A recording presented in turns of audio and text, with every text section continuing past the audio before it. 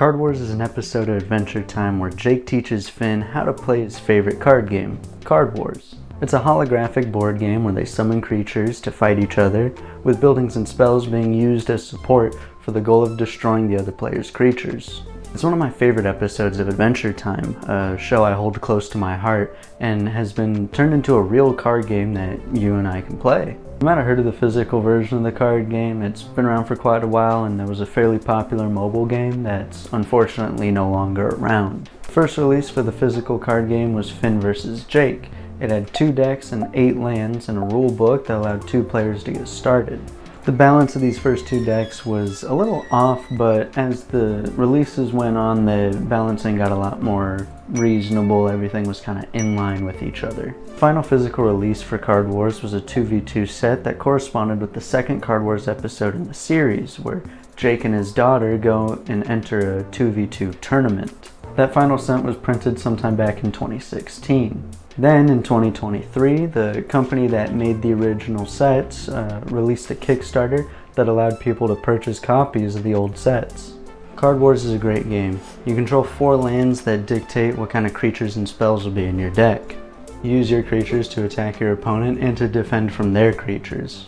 Buildings and spells are utility that can power up creatures, draw cards, and deal damage to your opponent or their creatures too.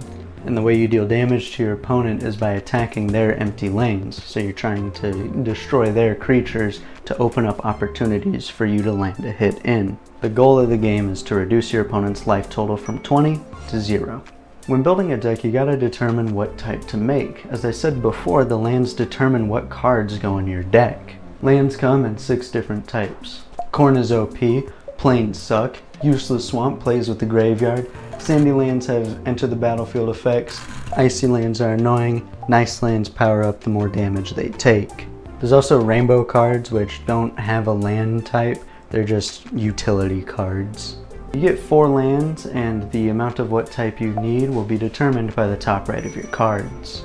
On your turn you get 2 action points, which is how you pay for your cards. The number in the top right is how many points it is to play that card, but it's also how many lands of that type you need in order to play that card. If a cornfield creature has a 2 in its cost, it requires 2 action points to play, and you need to control 2 cornfields. And as a little side note, you don't have to put creatures on the same land type that they are. By combining different land types, you can come up with a play style that fits you. Another thing I said earlier is that cornfields are a bit overpowered. And I'm mainly talking about Jake's deck from the first release. It had a few cards in it like Field of Nightmares that dealt damage to your opponent equal to the number of cards in their hand. There's also a creature called the Wandering Farmer, which would do the same effect when the farmer leaves the battlefield. Now this is a game with no maximum hand size, and an action point can be spent on your turn to draw a card. You can also have 3 of any 1 card in your deck. There are also cards that force your opponent to draw cards, and buildings that can bounce your creatures from the battlefield to your hand. I feel these are kind of the only cards that have balancing issues. I'm sure there are other combinations of cards in the game, but these are the ones that I find have the most problems when it comes to the balancing of Card Wars. Card Wars also put out an official guide that is an interesting read.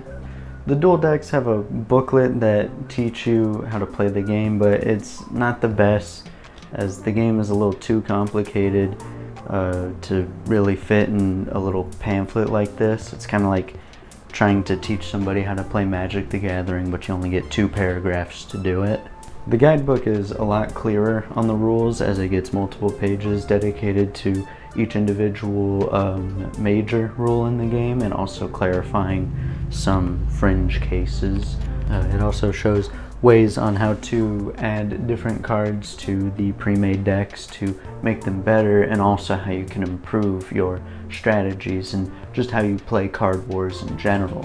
It also has a complete card list at the back of the book, at least complete for now, but you know, that's a little later thing, which I think this is kind of neat. I love the art on these cards. It's interesting seeing these creatures that were inspired by a fictional card game in a fictional world.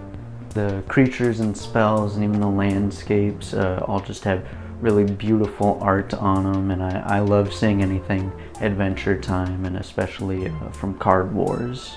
I just think it's interesting seeing how much effort they put into this card game. This wasn't super popular at the time. I mean, Adventure Time was, but you know, you wouldn't really expect this from a product of a kids show, you know.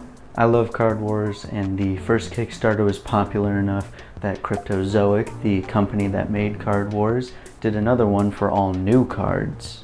And they're also starting to bring Card Wars back into stores, so you can pick up your own copy. I don't remember what stores they're available at, but you know, if you see it, get it, dude. This game's fun. This game's good. I'm excited for the future of Card Wars. I hope that it remains popular enough to continue getting new expansions to the game, because I would love that. I would love to just keep getting Card Wars forever. You know, most of these pre-made decks are, well, all of the pre-made decks are sort of based off of a character from Card Wars. They're kind of tailor-made to that character, and they did a character survey of who we would like to see get a set, and there was just tons of characters on that list. They had like 100 people on that list. So if that's any indication of how many ideas that they have floating around for new decks, then I think we're in pretty good hands with that. I love Card Wars, and I'll cover all of the new stuff when I get it in December.